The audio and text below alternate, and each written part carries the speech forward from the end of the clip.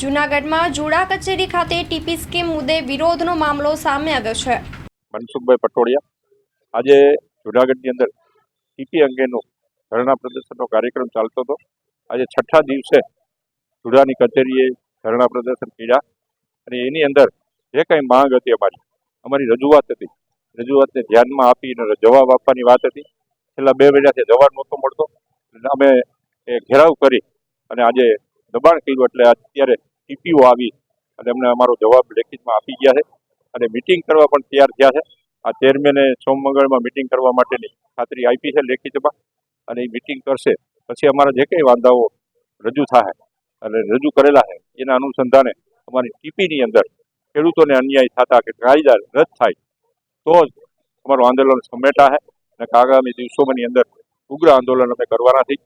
અને ખેડૂતોની અંદર ખૂબ મોટો રોષ છે અને એને કીધું છે કે ભાઈ અમે મતદાનનો પણ બહિષ્કાર કરશું. એટલે સંગઠન ખેડૂતોનું છે અને ખેડૂતો કહે એ પ્રમાણે અમારે હાલવું પડે. ખેડૂતોને ન્યાય નહીં મળે તો ચોક્કસ રીતે આવતી ચૂંટણીની અંદર મતદાનનો બહિષ્કાર થશે. માં motor driving, safe and sure driving.